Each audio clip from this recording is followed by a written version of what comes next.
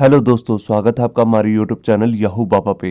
ये हमारा माई sequel course से रिलेटेड 36 ट्यूटोरियल है और इस कोर्स में आप माई सीक्वल की दो नई कमांड सीखने वाले हैं, ड्रॉप और ट्रंकेट।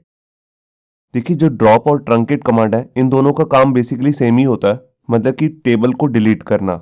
मान लीजिए जैसे यहाँ पर हमारे पास एक स्टूडेंट नाम का एक टेबल है और इसके अंदर आप देख रहे हैं मल्टीपल रोज का डाटा भी आ रहा है। अगर आप इसमें ड्रॉप कमांड से इसको डिलीट करना चाहते हैं तो एक्चुअल में होगा क्या, ये सारा का सारा जो टेबल है वो रिमूव हो जाएगा। मतलब कि इसके सारे कॉलम्स, इसके अंदर का सारा डाटा, इस टेबल का नेम, जो भी कुछ है इस टेबल से रिलेटेड वो रिमूव हो जाएगा। और जहां हम बात करें दूसरे ट्रंकेट कमांड की, देखिए हमारे पास सेम टेबल है और अगर हम इसको ट्रंकेट कमांड से डिलीट करते हैं तो एक्चुअल में होगा क्या, ट्रंकेट कमांड जो है वो एक्चुअल में सारा टेबल को डिलीट नहीं करती है, वो रिमूव करती है सिर्फ अंदर का डाटा। तो देखिए जैसे इसके अंदर का सारा डाटा रिमूव हो जाएगा, मगर आपके पास जो कॉलम है उनकी डाटा टाइप है और जो टेबल का नेम है वो रिमूव नहीं होगा।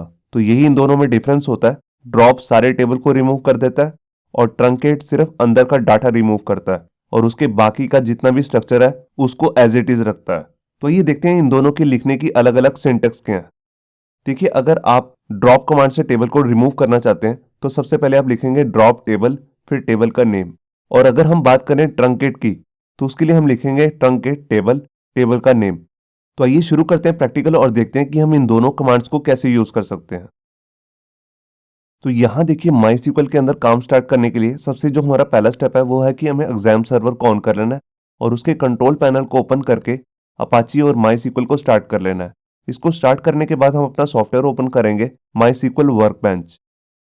यहाँ देखिए, यहाँ पर मैंने अपना सॉफ्टवेयर ओपन कर लिया, माई सीक्वल वर्कबेंच। अब यहाँ पे देखिए लेफ्ट साइड में हमारे पास एक स्टूडेंट नाम का एक डाटाबेस है और इसके अंदर अलग अलग 3 टेबल्स आ रहे हैं, जिसमें से आप यहाँ पे देखिए एक है कोर्सेज नाम का टेबल।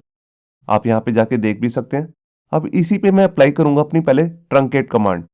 तो देखिए उसके लिए मेरे को यहाँ पे लिखना है ट्रंकेट टेबल, फिर आ जाएगा हमारे टेबल का नेम जो कि है कोर्सेज।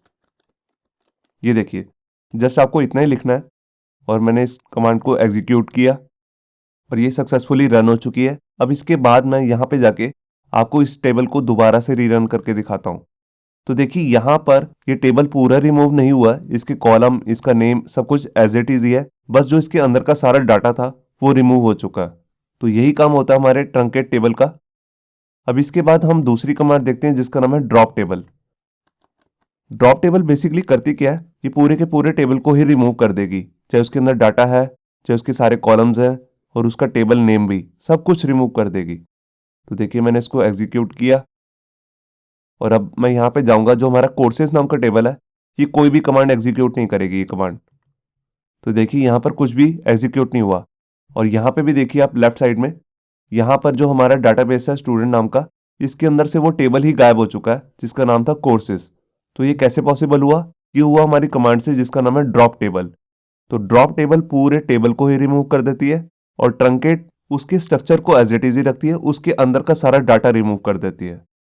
होप सो आपको ये हमारा वीडियो ट्यूटोरियल अच्छा लगा होगा। अगर अच्छा लगा है तो वीडियो को प्लीज़ लाइक करना मत भूलिए। अगर आप ऐसे ही रेगुलर अपडेट चाहते हैं तो हमारे चैनल याहू बाबा को सब्सक्राइब करना मत भूलिए। Thank you.